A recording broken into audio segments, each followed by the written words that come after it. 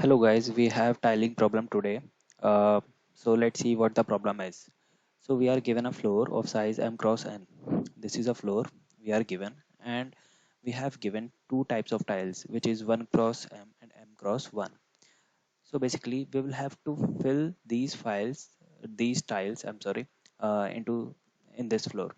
So there are multiple ways we can place these tiles in this floor, and we will have to find the number of the ways we can fill. And let's suppose we have an example where m is 2 and n is 3. So we will have two type of tiles, which is 1 cross 2 and 2 cross 1. So how many ways in which we can fill the floor? Let's see.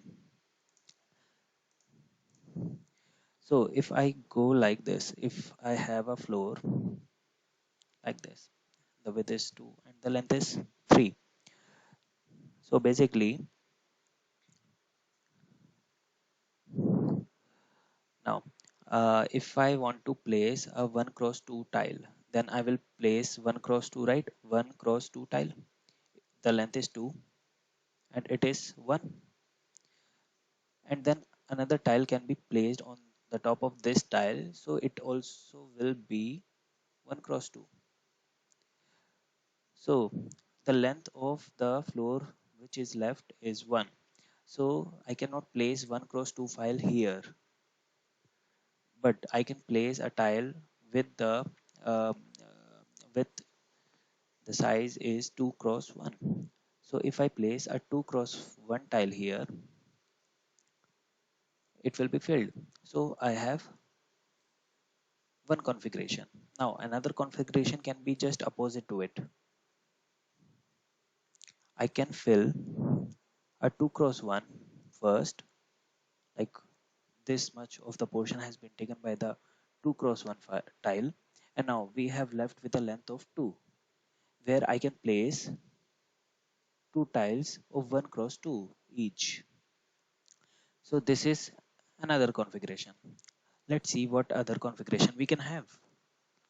We can have another configuration.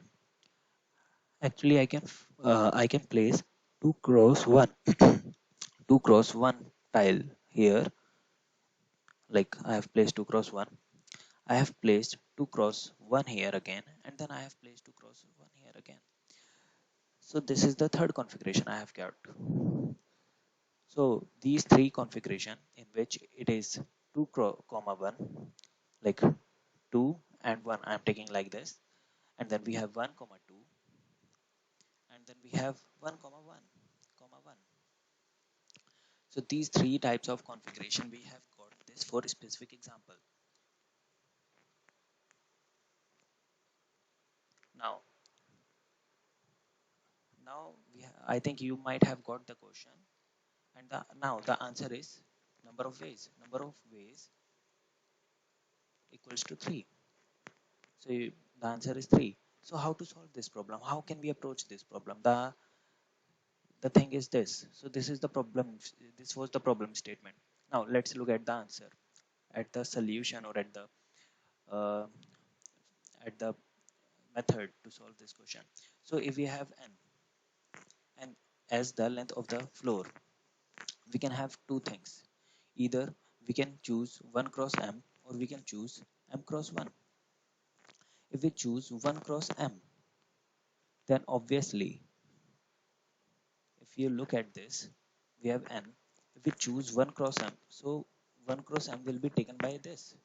So we will be left with n minus m space.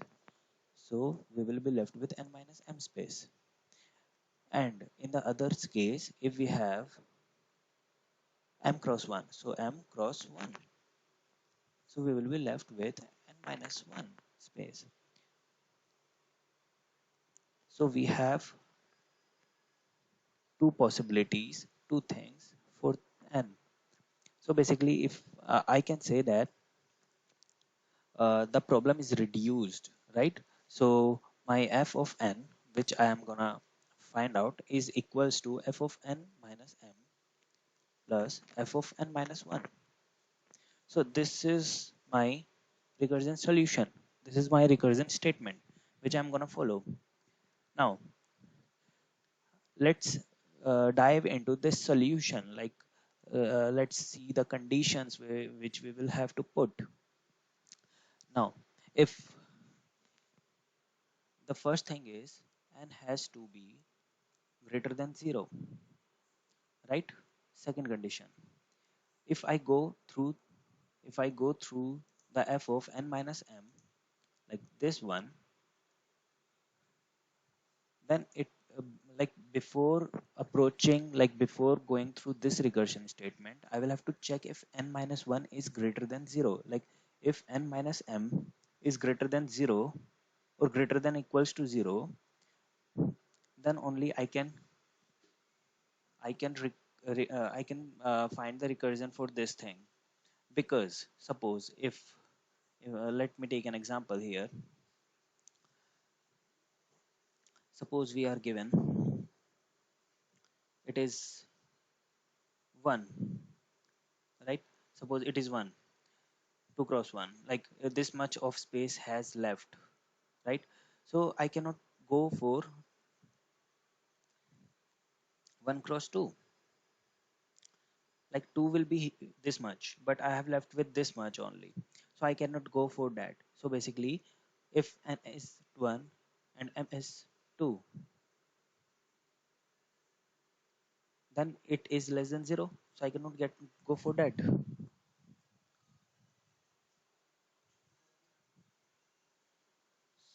So basically, I think you might have got this. Now let's move to the other part of the solution, right? So two conditions are there.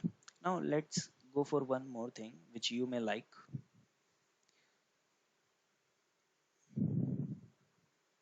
0, 1, 2, 3, 4. Suppose now we have to go through the DP solution. This was the normal solution which you have seen.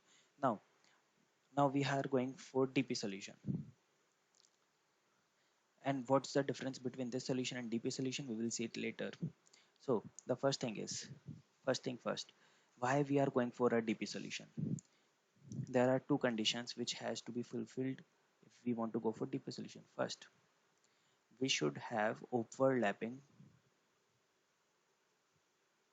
subproblems.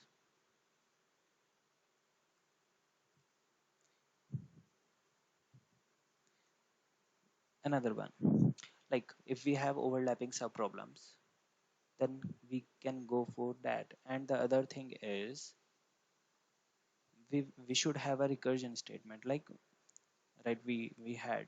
So now let's look what I'm talking about. If we have 3 comma 4 as m and n, then n is 4, I can go for 1 cross 3 or 3 cross 1 as the tiles. Now let's see how can I go to them.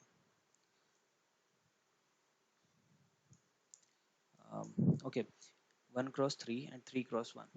Now if I go for 1 cross 3, right, then it will left with 1. If I go for 3 cross 1, it will be left with 3. Then I cannot go for 1 cross 3, but I can go for 3 cross 1. So it will be 0. It will be returning 1, right? So it will be returning 1 here. Now if I go for 3, now I have left with the right subtree.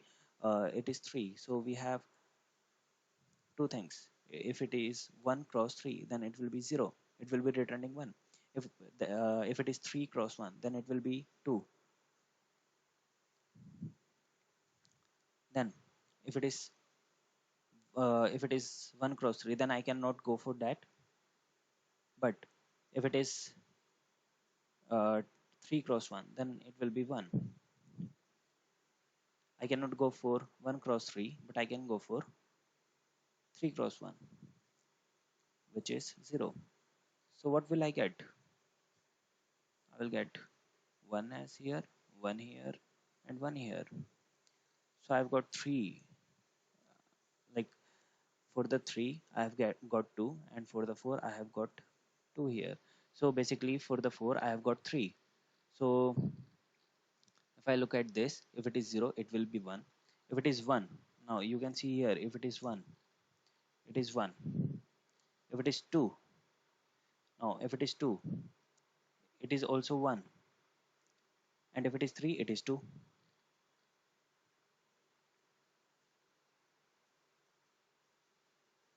and if it is 4 it is 3.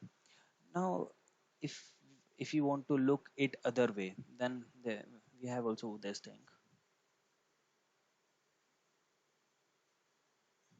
0 1 2 3 4. If we have 4, then I can check for like m cross 1, or I can check for 1 cross m. Then from here I can go for this one and this one, right? And from here I can go for this one only, and from this one I can go for this one. So basically here is 1, here always is 1. So if n equals to 0, I will have to return 1. So I will return from here. I will get 1 here, like if I show you clearly. So from here I will get this, right? Now if I go for 2, I will get it from here. So I will get 1. I can go for 1 cross m, right? Now if I go for 3, I can go for either 1 cross m or m cross 1, like m cross 1 and 1 cross m. So I will get 4, I will get 2. And if I talk about 4, either I can go for here or this, so I will get 3. So this way it can be done. I hope you get my solution. Like this was the solution. Now let's come to a part, like why do we need it? Why do we need DP? What's the benefiting we are, what's the benefits we are getting using DP rather than going for the like normal method? Basically if you go through the like this diagram, then you will find the maximum height of this tree can be n, right? 4 3 2 1 0, n is the height, and the width is 2, right? So this is a shortcut, this is a method, not shortcut, this is actually a method where we can find the complexity. So complexity is height, like width of the tree is 2, like if I show you 4 is going for 3 or 1. So width of the height tree is 2, but height can go for 4, which is n. So basically it is big of 2 to the power n, big of 2 to the power n. So this is the time complexity we are dealing with.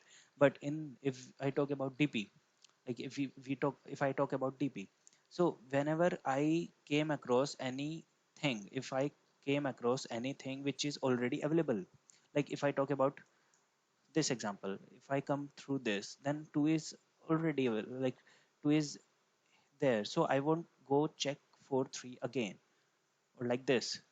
So I have saved a lot of time. So basically this is the whole purpose of DP. So the time is reduced to big O of n,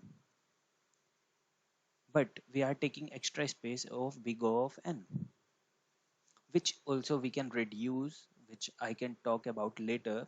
So this is the whole purpose of DP. I hope you have got the solution. In the next video I will talk about the coding part. Thank you.